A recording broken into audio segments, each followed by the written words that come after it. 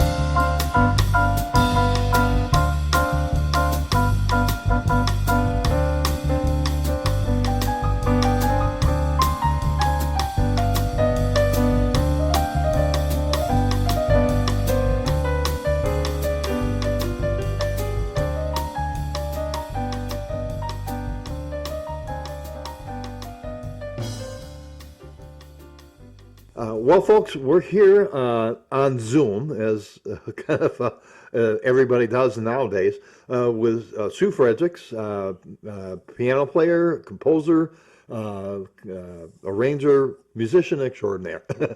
and we've been listening to her music. Sue, how nice to see you. Good morning. Good morning to you. Nice Yeah. to see you, Nick. That was nice and clumsy. A little disclosure. I've known Sue and her husband Bob for over 40 years now. That's right. We've been great friends and professional musicians working together and beyond. Sue, we just listened to a track of a new product of yours, and the track is called Hope. Tell us all about that.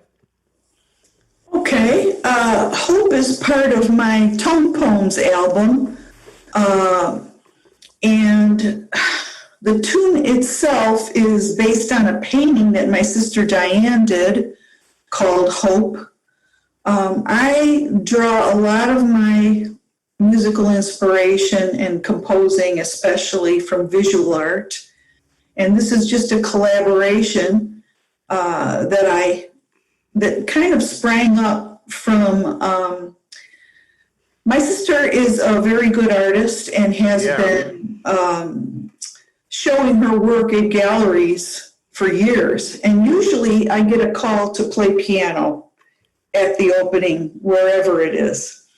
And this one year, I couldn't go to one of them.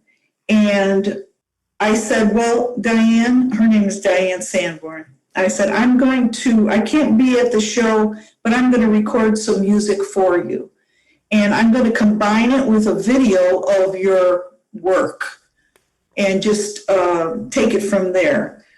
The one thing that was on my mind about always playing at these art exhibitions was that the music that I was playing was not relating perfectly with what was on the walls in the gallery. And I've noticed a lot of galleries are bringing in musicians right now, more and more. And I think it's great. I think it's a beautiful venue for musicians to be in an art gallery. But I wanted to do something that was more connected to the artwork itself. So cool. I took her painting Hope, and I created the music for that specifically. And on the recording, it's myself and Izzy Perez on drums, Hashimoto on bass, and we did it in the studio. This was pre-COVID. So we did it in the studio together, and they had not seen the music before that date. Wow. So it was a great recording session. I mean, consummate professionals. It's fun to play with. Yeah, that's really good. Like that. But the tune itself is kind of going back and forth between major and minor, because I thought that Hope is a piece about kind of two colliding worlds. And so I have a major and minor section, and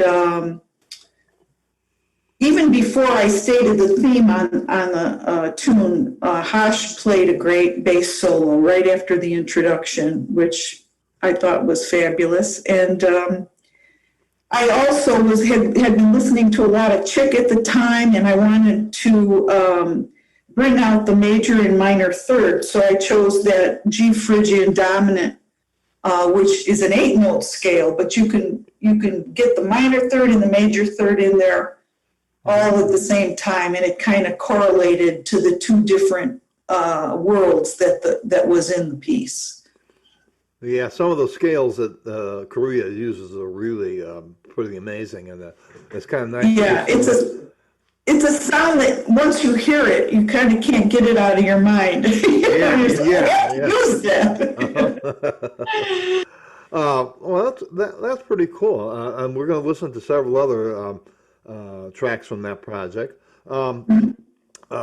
What got you into making music originally? Because we both drifted apart in the business, after a while. But for early in the 80s and Yeah. 90s, we were all working full time as jobbing musicians. Jobbers, yeah. I had a jobbing band. That's an inside joke. We won't bother to explain it. But how did you get into into the business originally? Well, you mean the music business per se, or working with artists? The music business per se, right? Okay.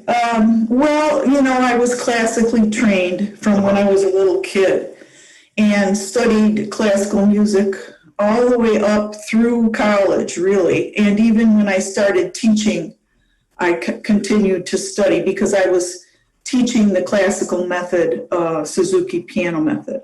Oh, yeah. So my classical mentor was a woman from Japan named Yasuko Joichi.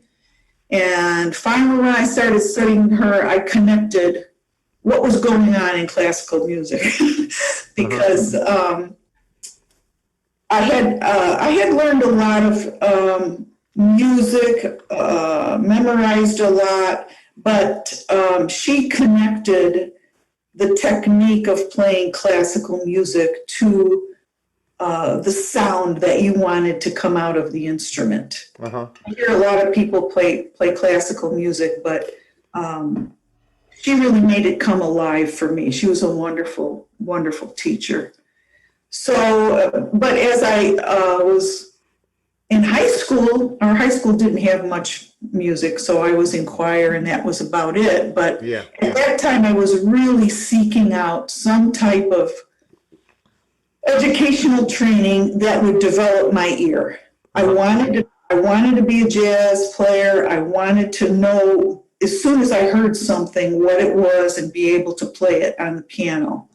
So even in high school, I went over to Triton Junior College, which was in my neighborhood, and I started playing with the jazz band there to get going. And even in high school also, I went to a 3-week seminar at Northwestern University. My parents let me go. I don't know how, but it was a 3-week music camp. And one of the classes I took was improvisation, and the teacher was Bunky Green. Oh, yeah, yeah. So, I didn't know him at all. He did not know me, but I learned a lot in his class over the 3-week period. Then, as I said, I went to Triton Junior College, and he was there as an adjunct, teaching the kids all instruments to play jazz. Yeah. So I met him again there and started studying with him privately. And he was just my mentor from top to bottom, and then I followed him when he went to Chicago State University. Really? Okay. And that's where I ended up graduating from, because I wanted to study with him, even though, as you know, I don't know, you probably do know that if you were a music major in the 70s, you were only being taught classical music, pretty much. Yeah. You wanted to learn jazz, you had to go out and find somebody that you could really be immersed in their one-on-one training.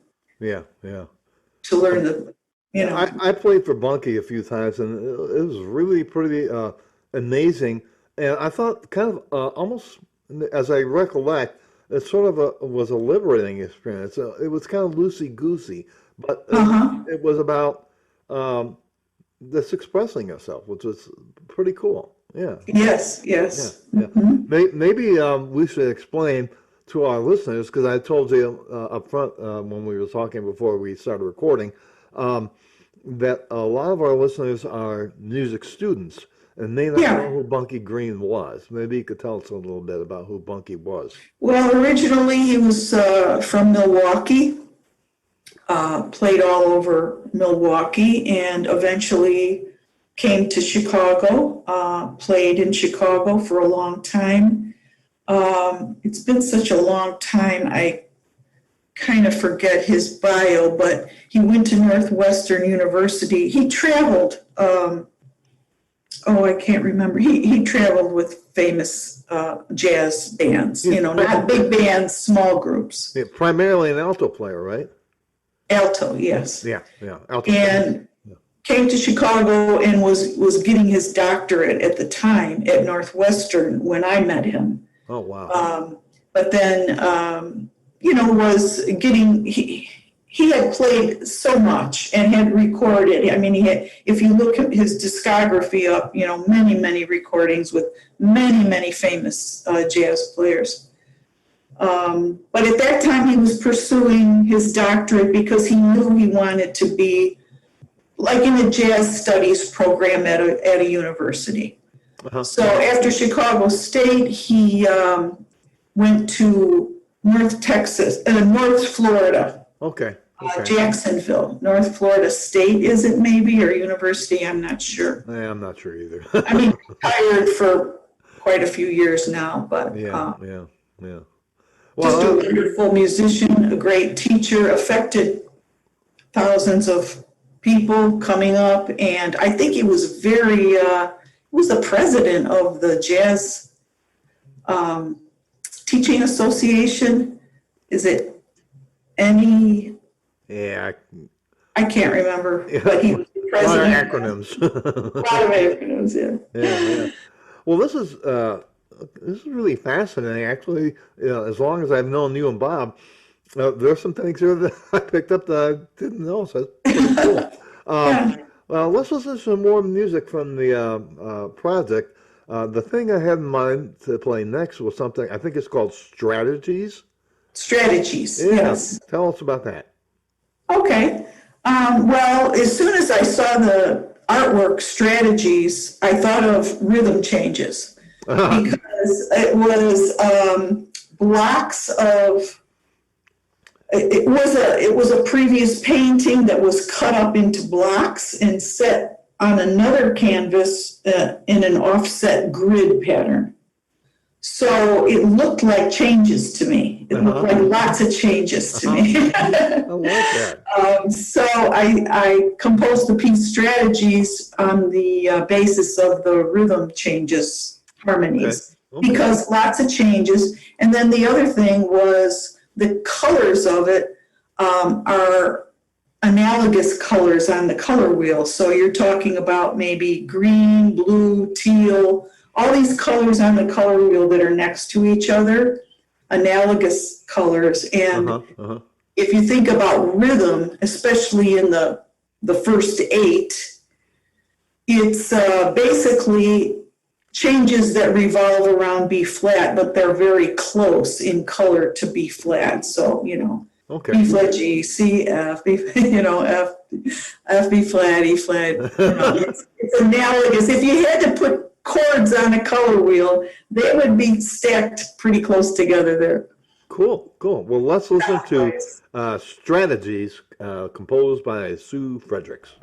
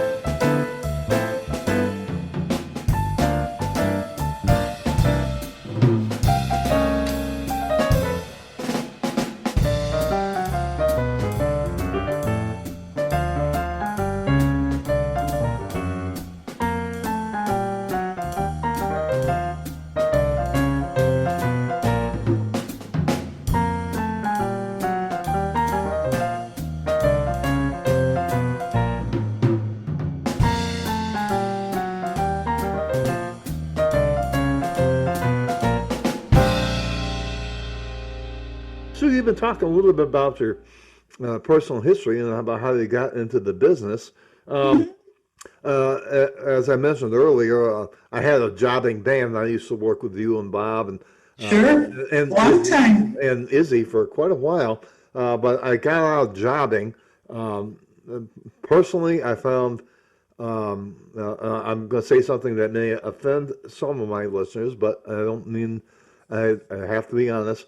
I found being a jobbing band leader really counterproductive to being a musician. Absolutely. I found I, that I couldn't agree more. I would show up to a gig, and by the time I set up all my gear, my equipment, and I was waiting for the rest of the musicians to arrive, I couldn't wait for the gig to end because I had taken abuse from everybody, from the maitre d' to some guy at the loading dock, Tell me about it. so I got out of jobbing. And as I recollect, you kind of got out of it too. I did. Where did your music go from there? And did you continue teaching? You mentioned you were a Suzuki teacher. Yes. How did I that continued progress? teaching for a while, but I'll tell you, I couldn't wait to get out of jobbing either. Yeah. I was just totally kind of frustrated with the whole thing. I mean, there was nothing more that I wanted growing up than to be a professional musician. Yeah, I totally hear that. I totally hear that. That's all I wanted to be, and I studied and I worked just like you did to make sure that I was proficient. And after doing it, for 20 some years, I just hit a wall. Yeah. And it was just like, wait a minute, been there, done that. There's nothing creative here for me. Yep. And at the time, my kids were very young. I probably went through 5 years at least of not even listening to music. Oh, wow. I mean, I was just wanted to get away from it. And then after years went by, and I actually went back to school, got an MBA, started working in nonprofit management. Okay.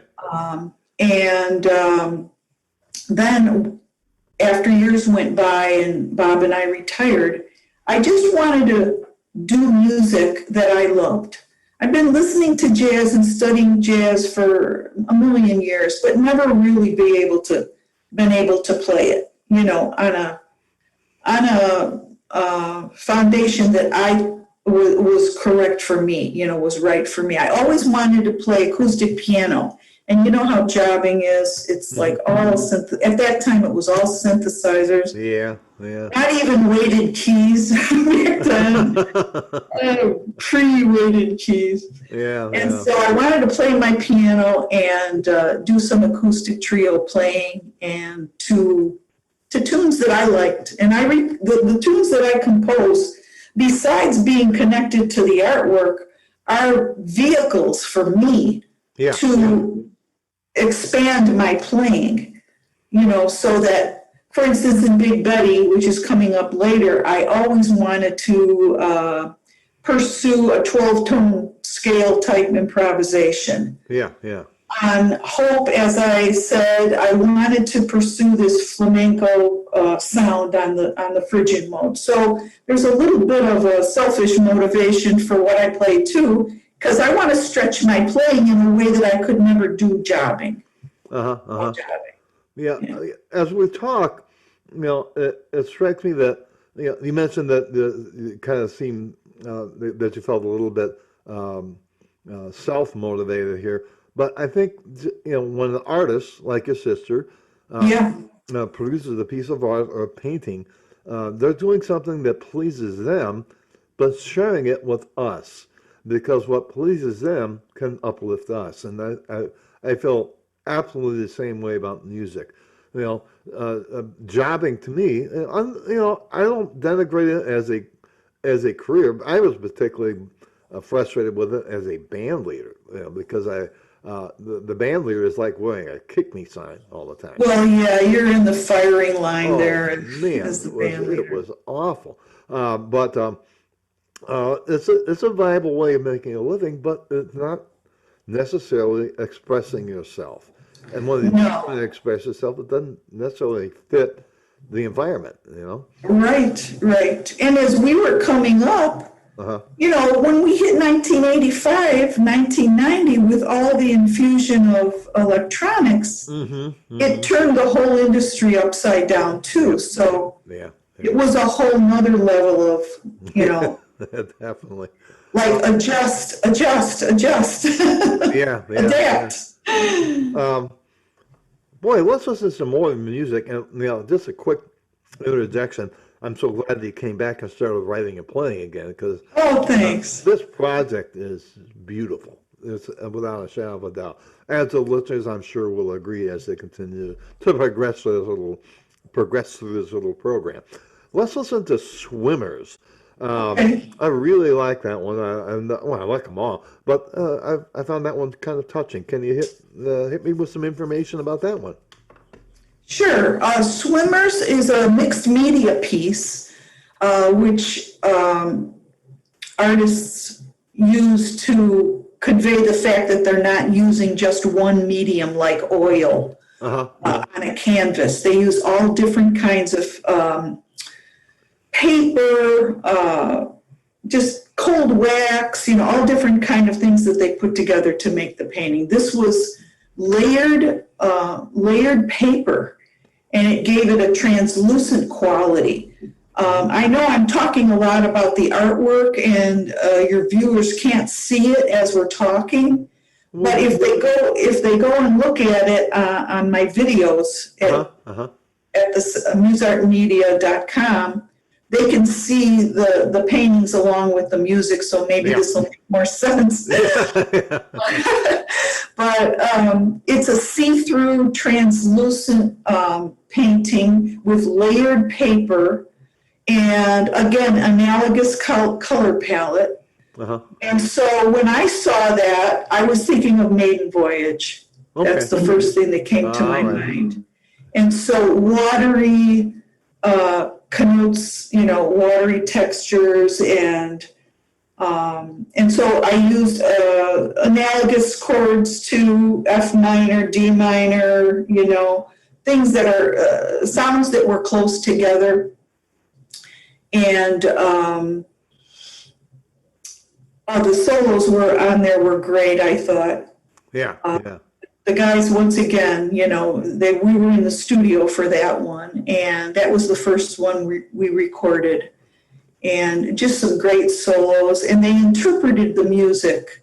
I made a point, I never talked to Izzy or Hash about it, but I made a point in the studio to have monitors up in front of Izzy and Hash, so that they could see the artwork. Oh, yeah. Just to try to connect in the studio. If we had been playing together a long time, or if I had showed them a lot of the artwork, or if they had come to the galleries, be different. But this was a one-time opportunity, so I had to have that visual there for them to see. So that's an interesting concept and a really amazing results. So, folks, let's listen to Swimmers by Sue Fredericks.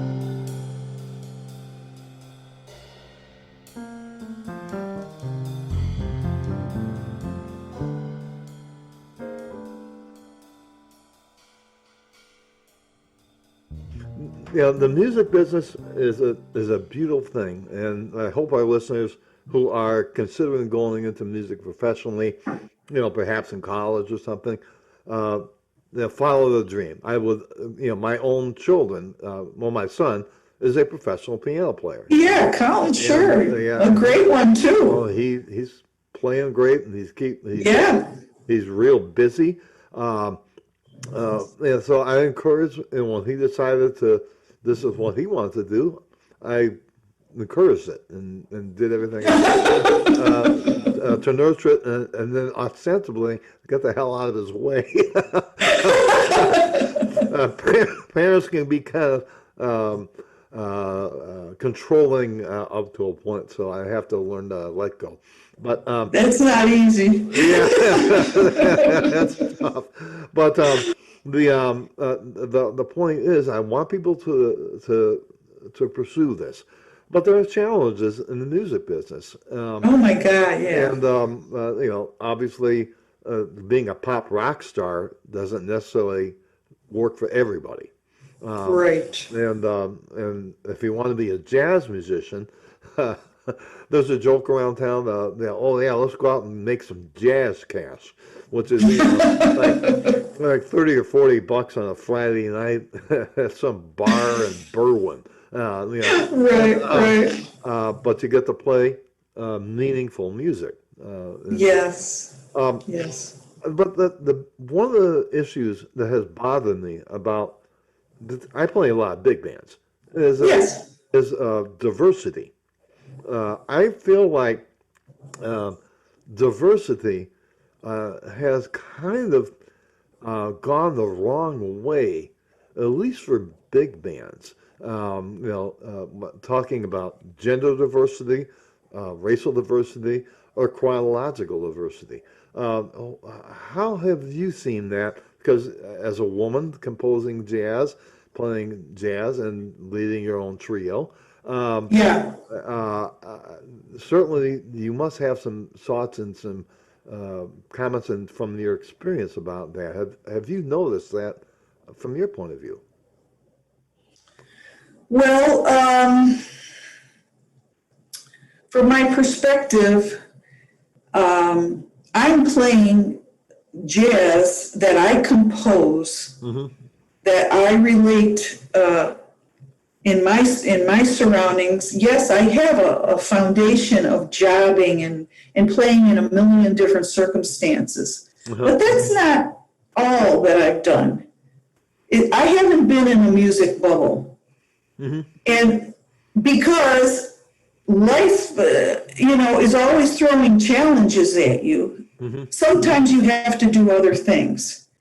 And so I'm one of the lucky ones that have gotten to a point in my life where I've retired and now I can play what I want to play with the people that I want to play it with. Yeah. Okay. So first off,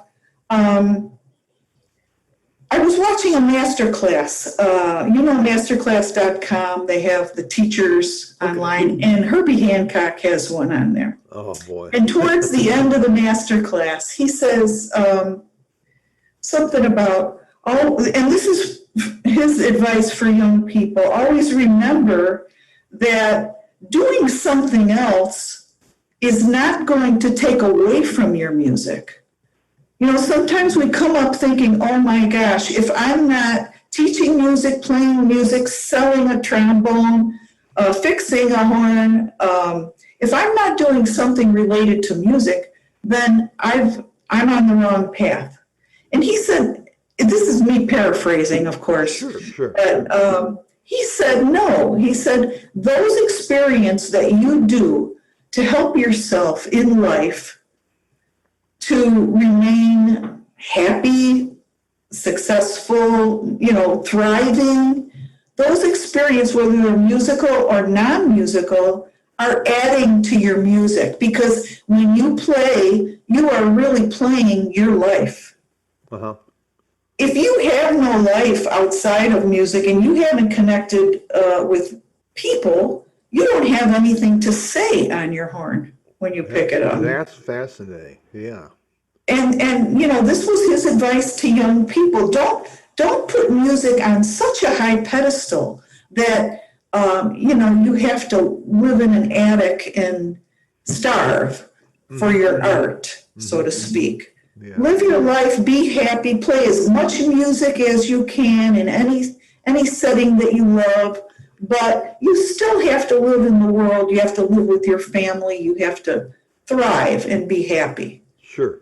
And that comes through in the music that you ultimately create.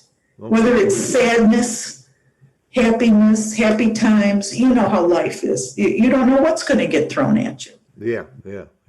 So he looked at it as a positive. Yeah, he looked at it as a positive, and not to get bogged down with this, it has to be directly related to music. No, you have to live. Yeah.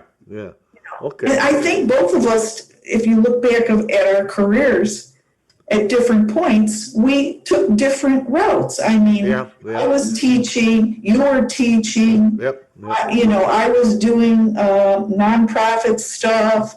It's just what works in your life at the time, and it all influences your music. Yep. Yeah, that's beautiful.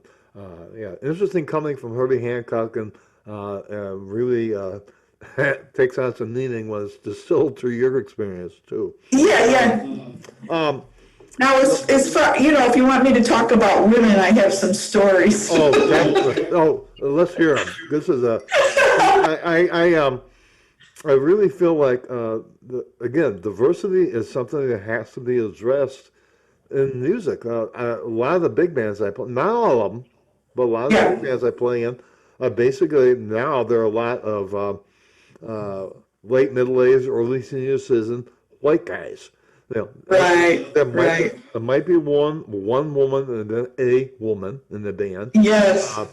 And unfortunately, I used to see more African American musicians in the bands I play in, and I'm not running into that as much as I used to. As much as you used to. That's make me uncomfortable. So hearing issues of diversity from somebody who has something to say about it is important. So I'm babbling. Tell us your story. Well, remember, I'm coming out of college in the late 70s, starting to job and playing in rock bands and supper clubs and all this kind of stuff. Yeah. And I couldn't figure out at the time, but all the problems I was having with being a woman had to do with clothes. That sounds crazy, doesn't it? No, it does not. Anyway, one of my first gigs was with a rock band, right? And all male musicians, of course, except for myself, which was usually the case.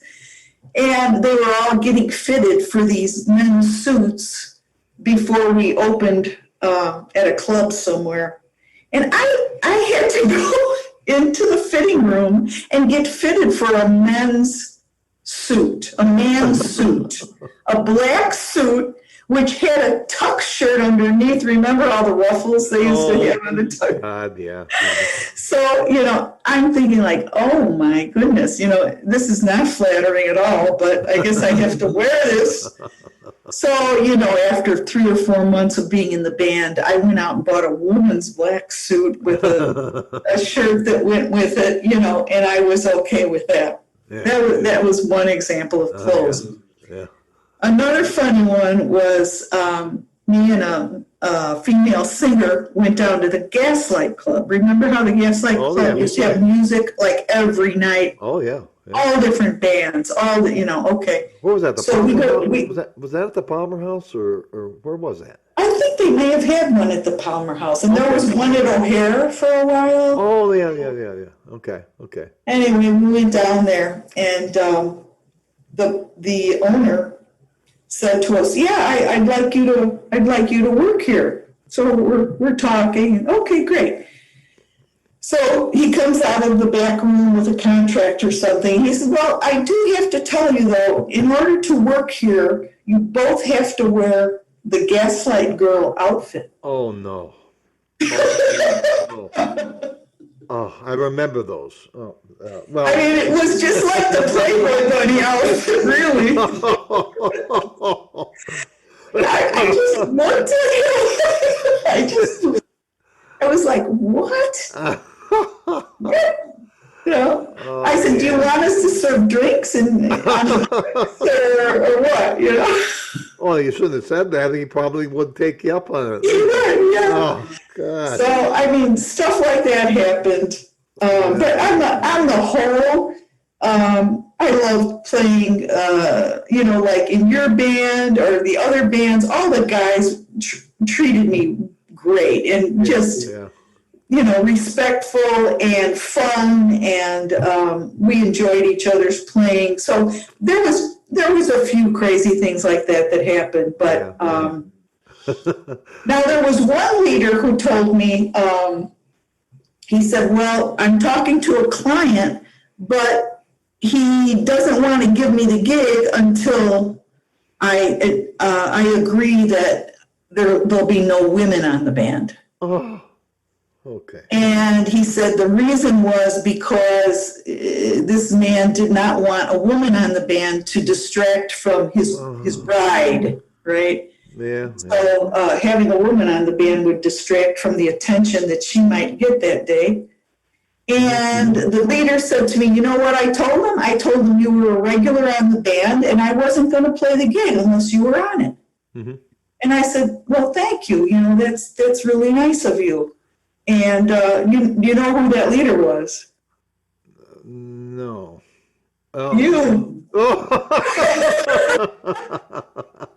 Oh, man.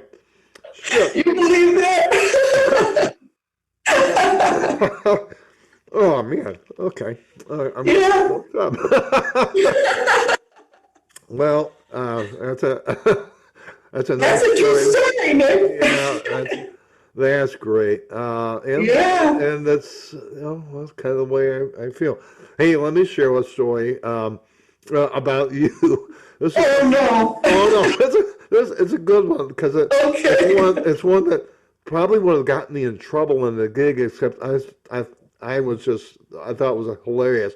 I remember playing some gig Yeah. out in the western suburbs or something, and you had this A-frame that you mounted your DX7 synthesizer on, Yes. Yes. and we were playing, and some drunken jerk decided that he was getting too warm, so he took off his jacket and he hung it on your A-frame. And I'm looking at it like, oh no, he did not just do that.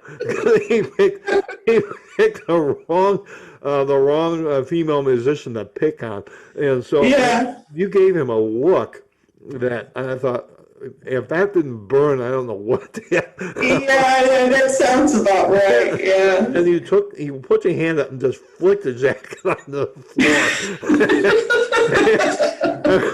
I'm just laughing. I'm trying to cover my mouth so the guy didn't see me laughing. Yeah. I thought, he deserved it. Yeah, I don't know when he came over and picked up the jacket, but yeah, I just thought that was beautiful. Yeah. Boy. Anyway, one of the last things I'd like to talk about, because we're coming up on the end of the time that I like to spend on this, is you've actually kind of tacitly given some advice to the young musicians in telling your story.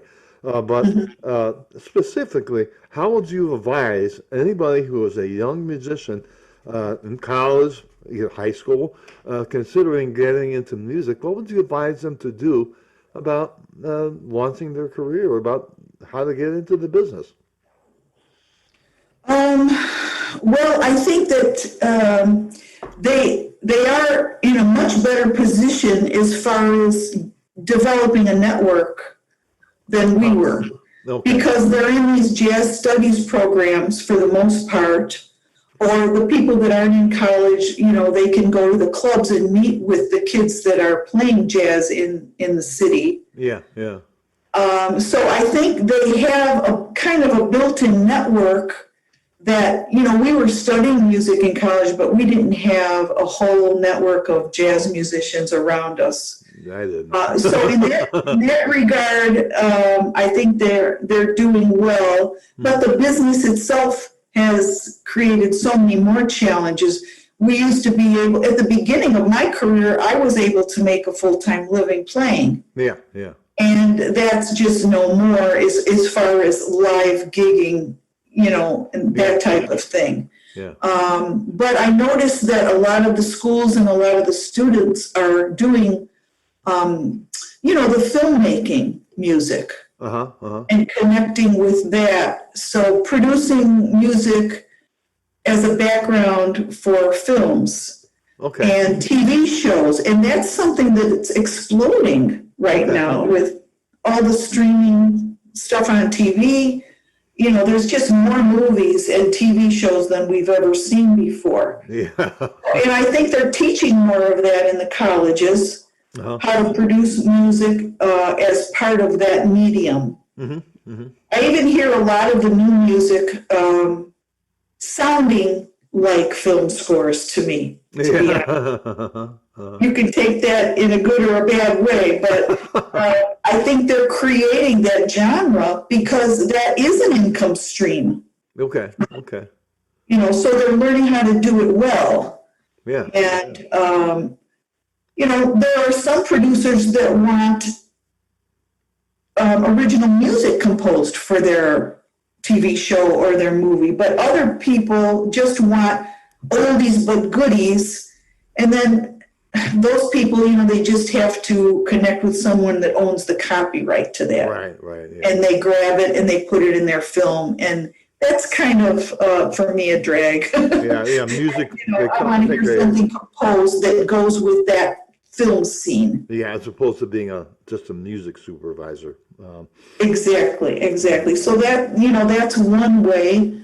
For women especially, and people that are having trouble getting into a network, I think they have to really embrace being a leader of their own project. Okay. Whatever it is, if you're composing at home, if you're, everybody's recording at home now. Yeah. And so between that, collaborating with other musicians who are recording at home, putting together projects, but lead the project yourself so that you can create that network of people. I mean, you call in favors from your friends, or you pay for the music, or however you want to do it. If you're 20, maybe you have friends that you can collaborate with, but create the project in your own mind, in your own vision, and go for it. Don't wait around for the phone to ring if you're a woman. Yeah. I mean, I just read an article on NPR. They've been studying since 2007. They've done a critics poll every year. And they are studying women who have led or co-led projects that are in the top 50 ranked jazz albums of the year. And the average is about 20%.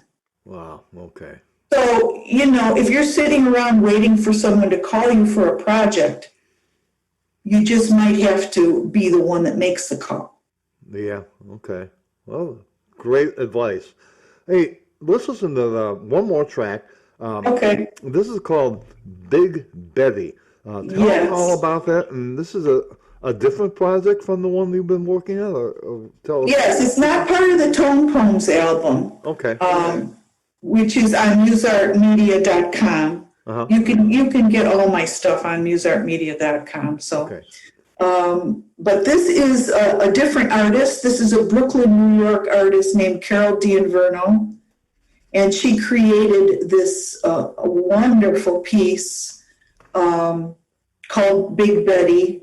And it relates back to Massillon, Ohio, and the lighting of the steel mill in 1926. Okay. When she does an exhibition, she researches the geography, the history of whatever town she's going to. So this is part of the history of that show in Massillon, Ohio.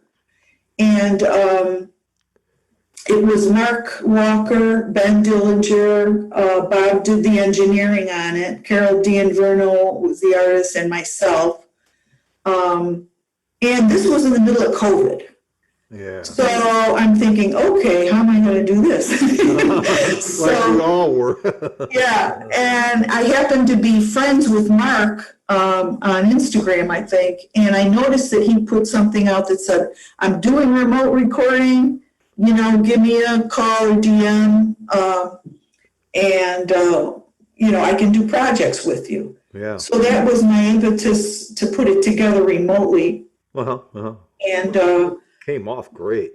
this was a vehicle where I was exploring my 12-tone playing. Another thing that I learned years and years ago, but I never was able to develop on a tune. So because the graphics in the artwork, this artist, the whole thing is covered with icons of a steel mill. So you'll see gears and doors and everything you would think of that's in a steel mill. And so I kept the musical motifs very small. And I talked to Mark about having an industrial sound out of the drums. And it was so cool because he redid his set, and he had a bunch of toms, lower pitched toms. And the sound that came out was exactly, to me, representative of that steel mill lighting. And then I was very lucky to find Ben Dillinger, too, who I wanted an acoustic bass player who could play melodically because of the way the music was. I didn't want someone just doing time. Yeah. So, and oh my God, these guys are just so great. After, like in one weekend, he had 3 cuts for me to listen to for the bass part. Wow. It was hard because for me, I had to do the whole tune alone to start. Give them, to give them something to play off of. The reference track, right. Yeah. So, but good wood shedding for me. That's all I can say about that. Let's listen to Big Betty, composed and arranged by Sue Fredericks.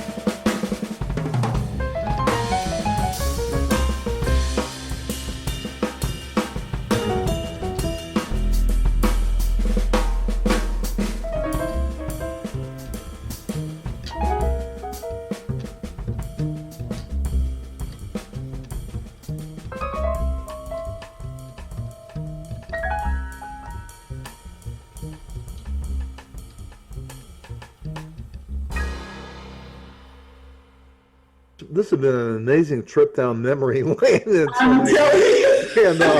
But also just a wonderful set of experiences to share.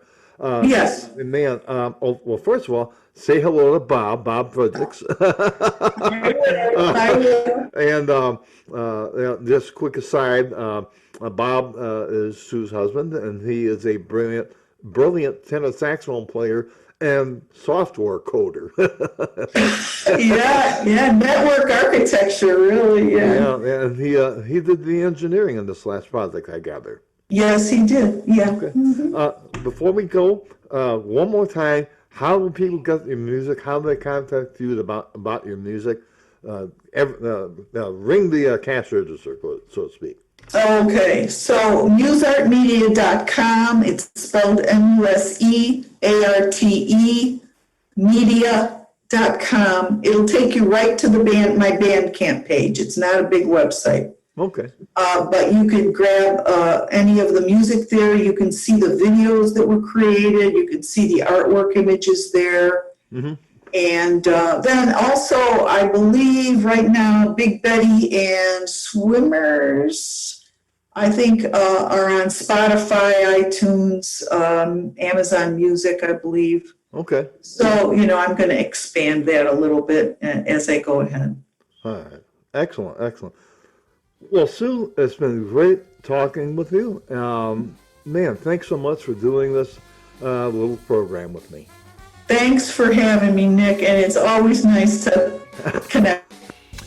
I want to thank Sue Fredericks again for doing my little program today. I must apologize for getting a little choked up once you relayed that one story, but I wasn't going to edit the show. I think it was worthwhile hearing it. In any case, I hope you learned a bit about jobbing history in music and how rank and file musicians have developed their survival skills over the years. Hopefully, if you're a newer musician, you'll get some ideas about how to adapt yourself. Well, that's it for this episode of Variable D Postulate Ensemble Projects. Until next time we meet up, this is your friendly neighborhood studio man, Nick Drozdoff, saying, don't stop the music. Peace.